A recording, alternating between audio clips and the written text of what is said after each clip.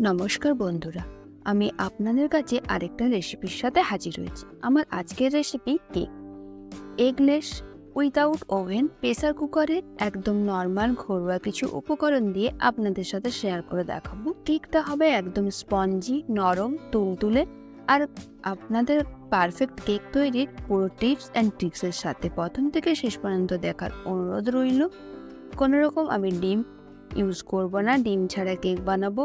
আর পুরোটা ড্রাই ফ্রুটসে ভর্তি থাকবে, খেতে কিন্তু খুব ভালো হয়। আপনারা নিউ ইয়ারে অবশ্যই একবার ট্রাই করবেন, আর যদি ট্রাই করেন তার ফিডব্যাক দিতে কিন্তু ভুলবেন না। তাহলে সরাসরি রেসিপিতে যাওয়া যাক। আমি এখানে ড্রাই ফ্রুট কেক বানাবো, তাই ড্রাই ফ্রুট নিয়েছি। এখানে নিয়েছি কাজু, কিশমিশ, চারমগজ, আর এখানে কিছু ডেকোরেশনের জন্য কিছু কাজু আমি ভেঙে রেখেছি। আর কিছু কাজুগুলোকে আমি টুকরো টুকরো করে কেটে নিয়েছি। আর ড্রাই ফ্রুটের পরিমাপটা থাকবে হাফ কাপ।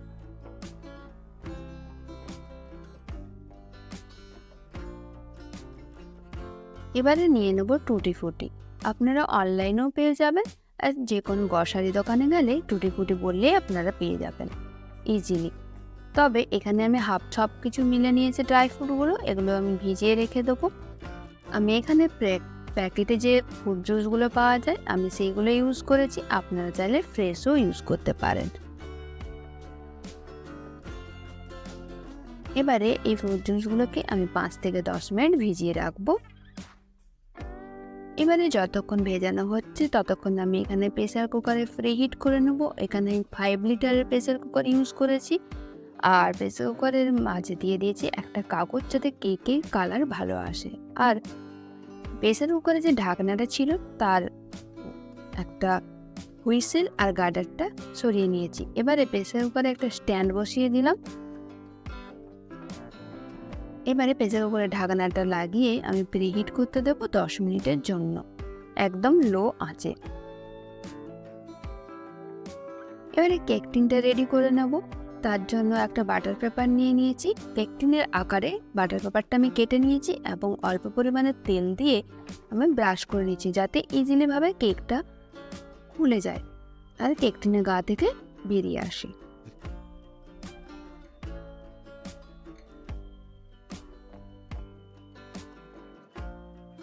এবারে আমি চিনির পাউডার বানিয়ে নেবো। যে নর্মাল বাড়িতে যে চিনি থাকে ওই চিনি নিয়েছি। এখানে চিনির পরিমাপটা আছে 1/4 কাপ। আর স্বাদের জন্য নিয়েছি এলাচ আর অল্প পরিমাণে দারুচিনি। দিলে কিন্তু গন্ধটা দারুণ আসে। আপনারা অবশ্যই দেবে, কোনো রকমভাবে স্কিপ করবেন না। এবারে কেকের মিশ্রণটি আমি তৈরি করে নেব। প্রথমে এখানে আমি ময়দা নিয়ে নিচ্ছি। এখানে নেব ময়দা হচ্ছে 1 কাপ, আর নেব 1/4 কাপ। এবারে একটা ছাঁকনির সাহায্যে আমি এটাকে চেলে নেব।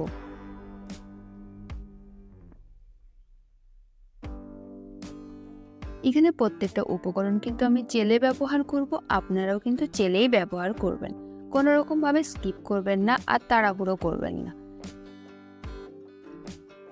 এবারে যে চিনির পাউডারটা আমি পেস্ট করে রেখেছিলাম সেটা দিয়ে দিলাম, সেটাও আমি এখানে চেলে ব্যবহার করব। এবার চিনির যে মোটা দানাটা আছে সেটা কিন্তু আমি এখানে মিক্স করব না, এখানে আমি বাদ দিয়ে দেবো।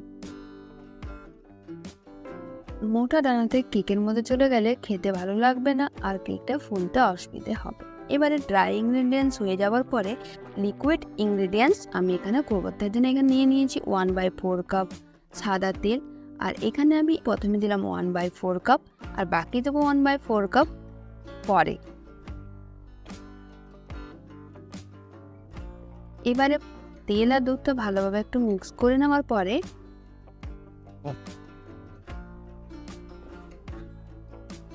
এবারে যে ড্রাই ইনগ্রেডিয়েন্টসটা ছিল সেগুলো অল্প অল্প করে দেব, আর মিশ্রণটি মেশাতে থাকবো।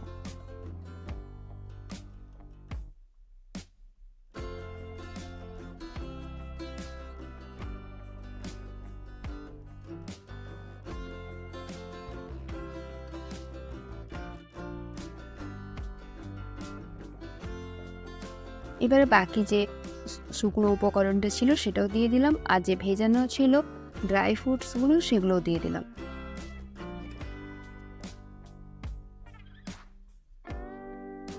এবার ভালো করে মিশিয়ে নিতে হবে।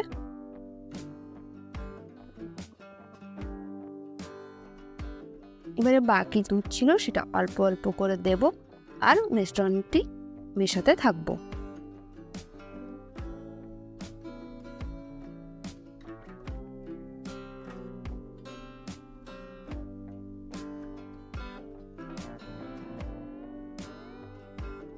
এখানে টোটাল কিন্তু 1/2 কাপ দুধ লেগেছে।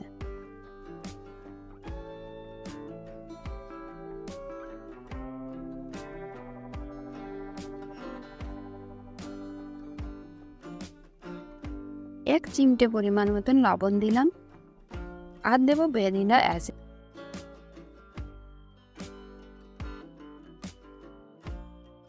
এবারে কাট অ্যান্ড ফোর্কে আমি এটাকে মাখিয়ে নেব।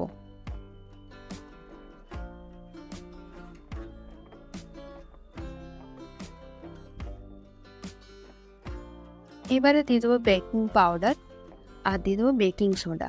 এখানে নিচে বেকিং পাউডার হচ্ছে 1 টেবিল স্পুন আর বেকিং সোডা হচ্ছে 1/4 টেবিল স্পুন। এবার এটা করে চেড়ে নিলাম আর দিয়ে দেবো 1 টেবিল স্পুন ভিনিগার। এবারে এটা কিন্তু তাড়াতাড়ি করতে হবে, এটা কোনো রকম ভাবে দেরি করা যাবে না, এখন তাড়াতাড়ি করে মিশিয়ে নিতে হবে।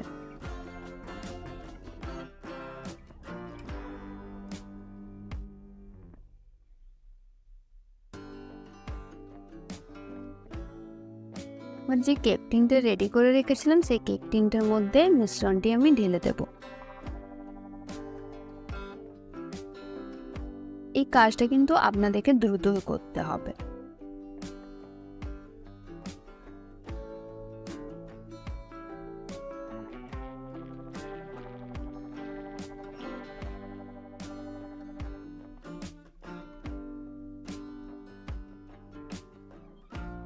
এবারে কেক টিনটাকে 3-4 বার ড্রপ করে নেব যাতে ভিতরে যে বাবলসগুলো ছিল সেগুলো যাতে বেরিয়ে যায়।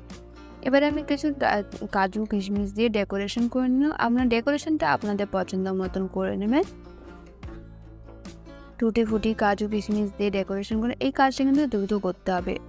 এবারে আমি বেক করতে চলে যাব।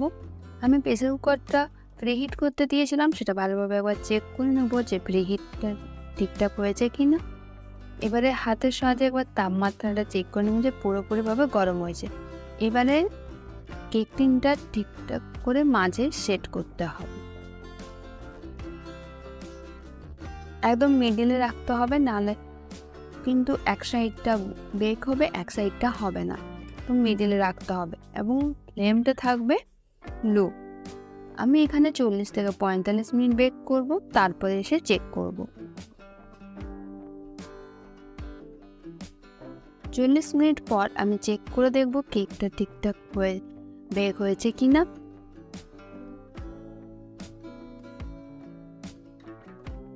একটা ছুরির সাহায্যে আমি চেক করে নিই।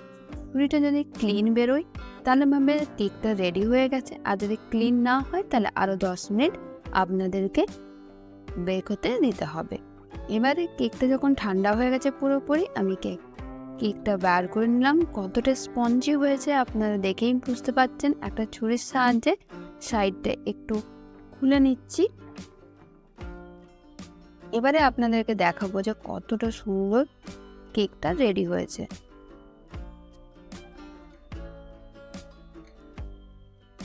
আর কতটা বড় ফুলেছে।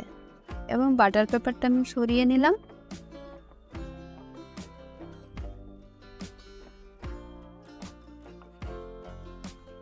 এবারে আপনাদেরকে কেটে দেখাচ্ছি কতটা স্পঞ্জি আর কতটা জালিদার রয়েছে।